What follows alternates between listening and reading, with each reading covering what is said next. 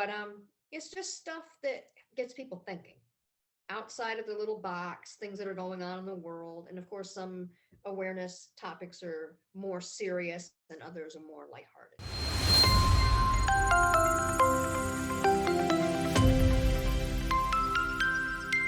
We'll see. Well, hello, Marilyn. How are you? Pretty good, Robert. How are you? Good. Yes, I'm good. Been looking forward to this moment for a long time. Definitely somebody that I was very, very keen to have a conversation with. It's great to hear your accent as well. One of the fun things about doing these conversations is obviously you see a picture of somebody online on Medium, and you kind of think to yourself, I wonder what they sound like. And it's different every time, and it's exciting. We'll delve a little bit into your background in a moment, and where you're from, and growing up, and stuff like that, for people mainly who may not know you. Heavens forbid they should, but in case they don't. But yeah, no, it's brilliant. Thank you for coming on. I know it's can be daunting coming online. I didn't particularly like it when I started off, having my ugly mug on camera, but I kind of got used to it now, I guess, to a degree. So thanks for coming on. Let's start with our first question, which really is for those people who may not know you, who is Marilyn? So let's start by you telling us where you're from, and how long you've been on Medium, and just go from there. Okay. I was born in the United Kingdom. My mom is British. My father is American. He was in the Navy. So that's how they met. They met in February and were engaged by June. Wow, that's amazing. Been together all these years. I settled in the United States when I was 3. My father decided to get out of the military, so we didn't have to move over and over again. The first place I settled was Virginia, and then we moved to Massachusetts, where he's originally from. So I'm a dual citizen. I kind of like that. I kind of feel special. Makes me feel special. When you said you were born in the UK, do you know where you were born to? Which obviously I'm from the UK, so that excites me a little bit. Do you know where it's my mom, South Ruislip, Borough of Hillingdon. South Ruislip. Yes. Okay. Yeah, yes. Yeah. It's yes, it's an hour or two away from here, but I know it good. Have you ever been over to the UK since? My parents go regularly. Okay. I have not been since I was a teenager. So that's something that I really want to do. Most of my family is not in the United States. Yeah. So I have very limited family here. My parents are actually going again this spring. I have an aunt that's very, very ill. So they're hoping that they make it in time to see her. Yeah. Cool. It's been a bit of a struggle, but they do go every couple of years. Oh, that's nice. That's nice. Yeah. So would you class yourself as English then, which where Ruislip is? Would you class yourself as English or American? Well, being that I'm the oldest, I think, and I'm the only one that calls my mother mom. I do not call her mom. Ah, right. Yeah, yeah. Doesn't even feel right. But my sisters call her mom, but I never have. I don't know. I sometimes I am what I want to be when I want to be it. It's funny because in school, I remember in kindergarten, it was actually first grade, being brought into speech classes because I did not pronounce the words proper English, being American English. Brilliant. But when I went home, I was corrected again by my mom. And, you know, she would always say, it's not banana, it's banana. So that kind of drove me nuts. Yeah. So it's just been, I don't know, I kind of linger in both, I think. Yeah. Even though I haven't been there very many times, I do, I remember when I went and I loved it. Oh, it's brilliant. It's brilliant. It's funny because my parents aren't with us now, but my dad was born in Lewisham in Kent and my mum was born in Fish Ponds in Bristol. So they're both English technically, but they're both patriotic, Welsh people. So my mum and dad would never admit they were ever English. And I guess it's this rivalry for rugby. They're both rugby fans. And let's face it, England's a little bit better than Wales. And there's always a bit of rivalry. So, yeah, it's interesting, isn't it? When, you know, maybe you're born in one country and move. I've never done that. So I've born and bred in Wales, and I've been here ever since. So yeah, and I've never been to America. But that is going to change. I'm going to write a little article on that, but I'm actually coming to America in January. So I'm looking forward to checking out the US of A and seeing what Californian people have got to offer me. Wow. So tell me a little bit about your background before coming on to Medium. What is your history in terms of, did you write I know you're a keen poet, we'll come on to that a little bit later, but were you a keen writer before coming on to Medium? How did you discover it? Was it through YouTube? Was it a Google search? Did you write on other platforms first?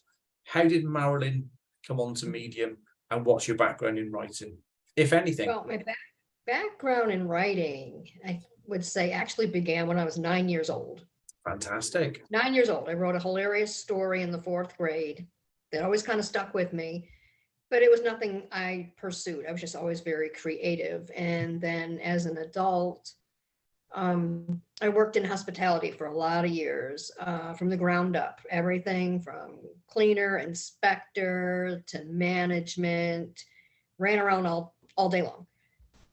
Then in 2020, right before the pandemic, I became severely ill. And I ended up having my spleen removed. Non-cancerous tumor, but it was a sudden thing that went from just being in pain for a couple of days, thinking that I was working out too much, because I never took days off. I was either at work or I had my own cleaning business. I was go. And I was physically active. But it escalated quickly. I ended up in the hospital. I ended up being tested for cancer. I had bone marrow biopsy. I went through a lot, had my spleen taken out, and then the pandemic hit. So I was forced to stay home. Lost 2 forms of income and had to stay home, not only because of the pandemic, because I was at high risk of any type of infection, you know. So what happened is as I started feeling better, I found Vocal Media, just doing an online search, and thought, oh, this seems interesting. Started writing on there. And then about a year later, after getting 2 editors' picks, not really earning a lot of money on there, I said, I want to do something else. And I'd heard about Medium, but I never really looked into it. So I just kind of started doing an online search one day and said, I'm going to give it a try. Well, I signed up and didn't do anything for a couple of months. I just signed up. I was kind of overwhelmed by the online editor. Didn't know if I belonged. And then I started self-publishing a couple of stories. And that's how it all began. Can you remember what your first story was? Trying to think. I know that one of my first ones, which was actually in a publication, was with a woman named Shamar that I knew from Vocal Media. Her publication called The First Time. So I wrote about finding a dead body in hospitality. Wow. The first time that I found one. Right. Sorry, that's taking me back. Was that a true story? It's a true story. Wow. Okay. True story. And then I was like, oh, okay. So it kind of like gave me some ideas, but I still didn't really know where I belonged. So I took one of my Vocal Media stories, which was the British American phrases, the comparative between the languages. And I said, I'm going to transport it over here. I had gotten quite a few reads. Didn't do anything. I was actually going to delete it. And a month later, it started taking off like wildfire. And to this day, I do not understand how. It was self-published. I didn't know anything about tags. All of it was just, but it was funny. It's engaging, informative. It's the only thing I can think. And maybe, I don't know if it was trending at the time, but it just took off. And I have not topped that since, as far as earnings goes. That one article in 1 month earned me $800. That's absolutely amazing. So I don't know, how I did it. I don't know how I did it. I just did it. If you can, I'll obviously email you after this conversation. If you can, any stories or articles that we're speaking about, if you can email them over to me, or the links over to me. One, because I'd like to read them, and two, because I'd like to promote them again. So that's certainly one that I'm very, very interested in. Also, of course, if we mention anybody tonight, or tonight for me, again, if you can just send me the links over to the Medium profiles. You just mentioned a publication, which I'm going to ask you for again. What was the publication called you published? The first time. Are they still running? It's still up. I believe Shamar is located in the United Kingdom. Okay. The first time is basically explaining your first time in an experience, the first time something happened to you, the first time you did this, or so forth. Yeah. So okay. We'll delve into that a little bit later, because I know you've got passion. Not sure whether passion is the right word, but very spiritual. I know you love your poetry as well, so that's something I want to come on to. When you joined Medium, then it sounds like you found it quite difficult.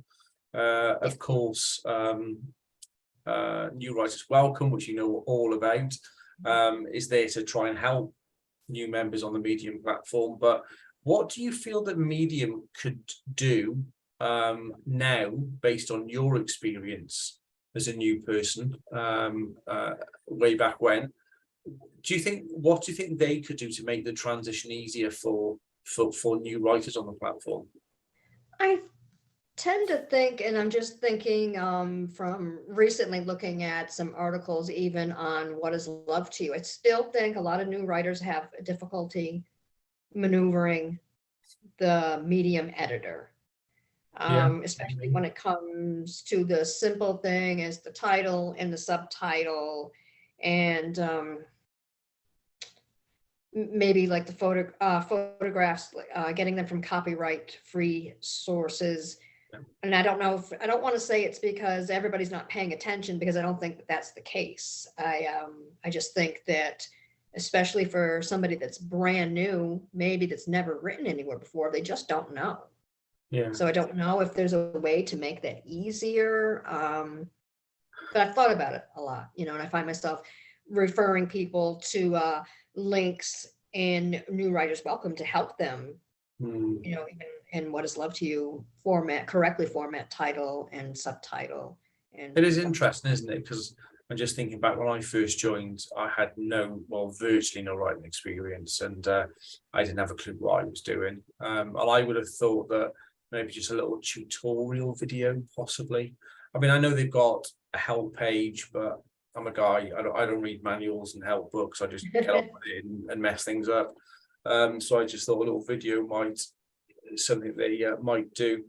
But perhaps we'll come on to Coach Tony and some of the things. Maybe like a I don't know, welcome to Medium little video type thing. I think people would look at it, especially since when you need a particular format to get accepted into publications, especially some of the larger ones, it would be a nice little kind of how-to pamphlet, Yeah, of course. Right. So how long were you on Medium before you joined us? Oh my goodness, I'm trying to think.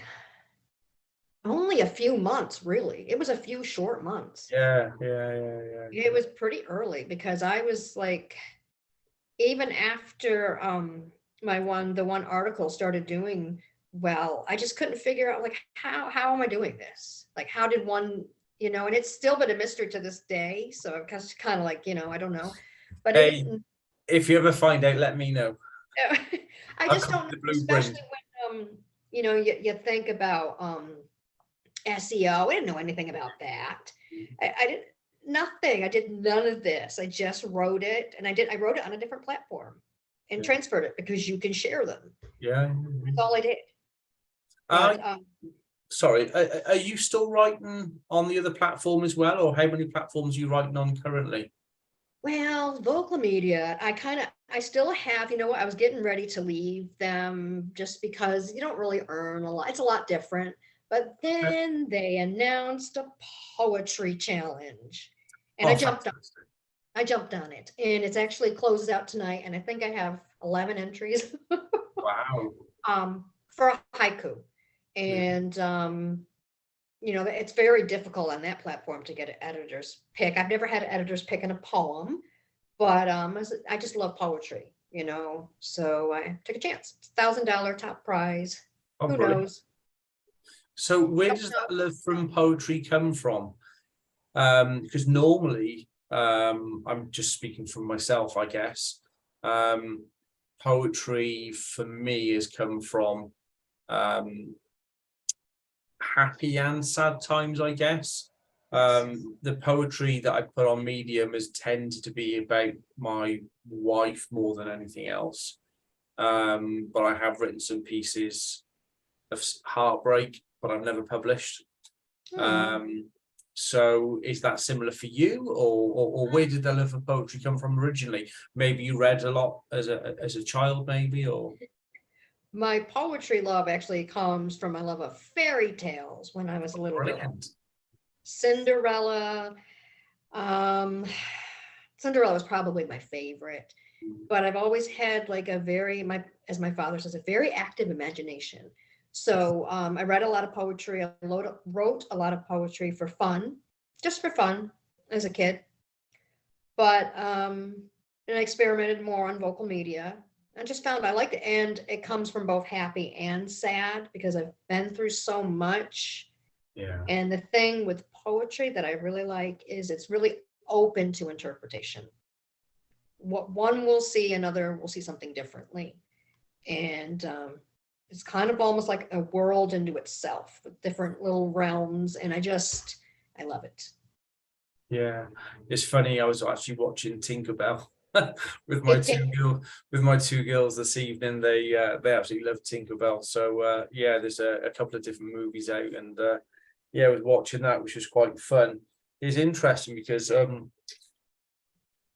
perhaps we want to coach Tony now. Then I was listening to him and Simon have a conversation on YouTube a couple of hours ago, and she was probing him about obviously his Boost in the Boost article that he wrote, and there was some interesting conversation surrounding that. One of the things that he mentioned is he wanted to work something into the algorithm that helped people who wrote poetry. Clearly, poetry tends to be a smaller amount of read time, just because of the very nature of the piece that it is. And it's something that he recognized and said that perhaps they'll look to be more favorable to poets, and it's something he wanted to encourage. I mean, this is probably going to be a rhetorical question, but do you think poetry deserves a bigger platform on Medium? Yes, Both from, I guess, is there a dedicated publication to it? I don't know, but certainly from an earning potential. My thought on it is maybe the read minutes should double for poetry. I don't write a lot of it myself, but I just feel that, sometimes, certainly from me, because I'm not an expert in poetry, it can be quite hard and be quite lengthy for me to write a piece. I can put just as much work into that, if not more, than a standard 3-minute article. Yes. So the work is relevant, I mean, what are your thoughts on that? I think that poetry is I always say it's an art into itself.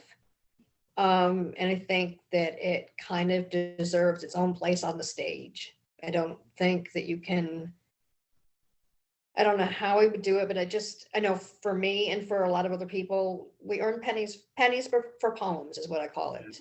Yeah. And sometimes it's been a little discouraging. I've taken times where I've been like, I'm going to write more articles, but I always go back to the poetry.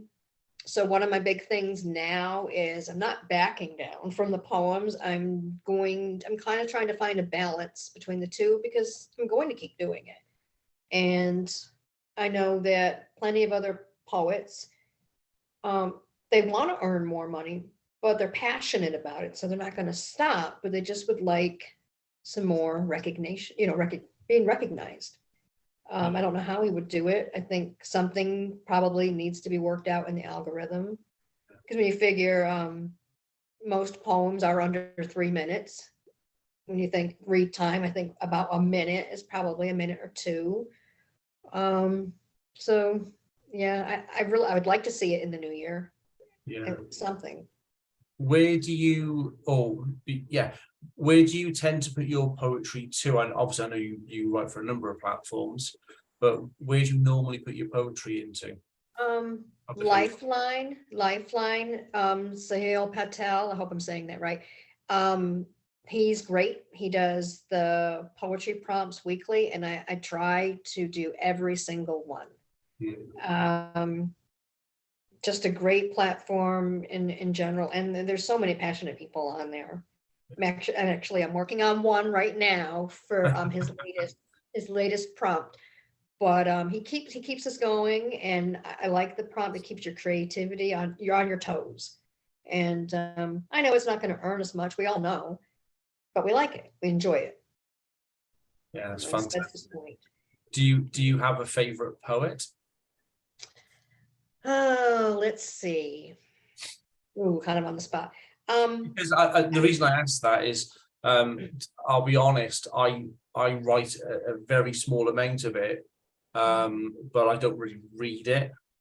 In terms of a book, I've read a few on Medium, but so that's really, There's one name that comes to mind right away, and I don't know. He's has a book coming out. I don't know if I would classify his stuff under poetry. It's longer prose, but Hayden Moore is absolutely one of my all-time favorites.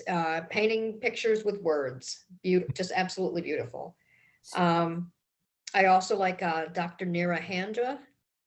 I like a lot of Lucy Socha's work. I don't know if I'm saying her correctly. And I'm trying to think. There's so many.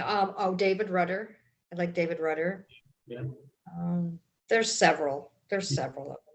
It's hard when I put you on the spot, but sometimes just having that spontaneous question and coming out with something straight away very often makes good entertainment for people watching. So that's why I try to do it. And also you go from your gut and go from your heart as well, aren't you?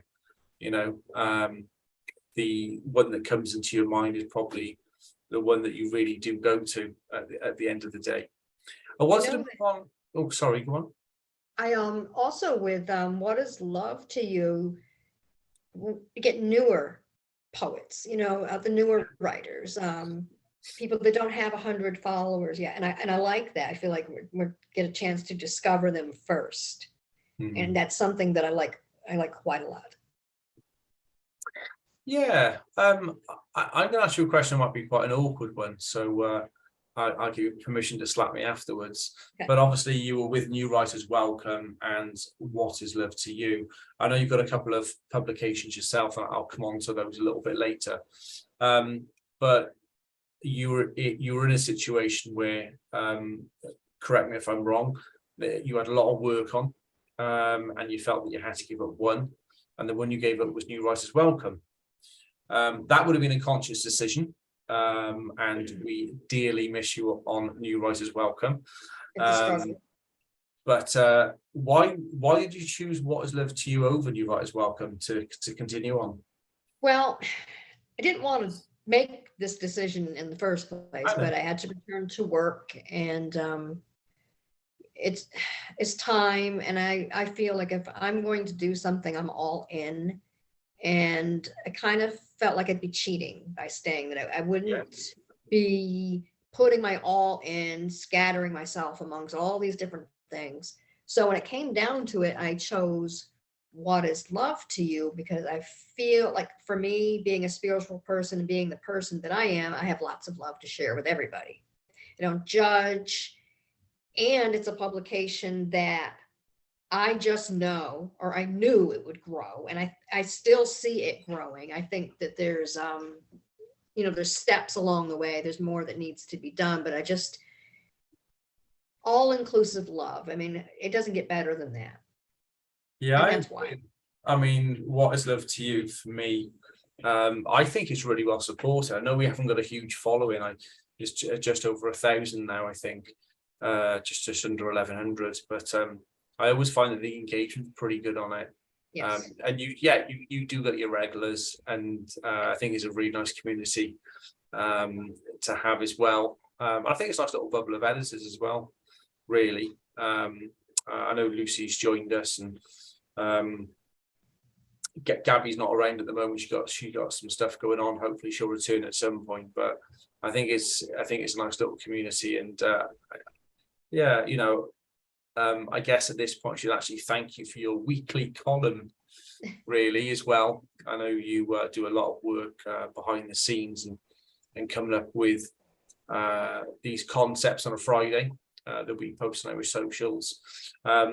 Why was you obviously you approached me about that, and hey, I've got a great idea, and I was like, yeah, fantastic, that's brilliant. Where did that come from? Because you've sometimes people pick something up and they do it for a few weeks and just drop it. But you're not one of those people. You've picked it up and you've run with it, and it's something I think now people look forward to seeing on a Friday. So where did the idea come from? The editor's pick in itself, it's a given. We want to highlight people, but when I paired the awareness, I wanted to bring topics in that are known. They're known about, whether it's national or international, but not necessarily everybody knows about it. So by putting a little spotlight, a little bit of information on it, it just broadens people's minds to topics or things going on in the world that could use some love. So that's kind of, I wanted to kind of put it together. I think there's a lot more that could be done with that. Some weeks it's the response is better than others. I just pick the topic based on what I feel drawn to, because there's so many. But I do the research each week, and I have one picked out for tomorrow, which is going to be neat. But it's just stuff that gets people thinking outside of the little box, things that are going on in the world. And of course, some awareness topics are more serious and others are more lighthearted. But it's just stuff that gets people thinking. Yeah, there's been one or two that I've read, and it's really really hits home.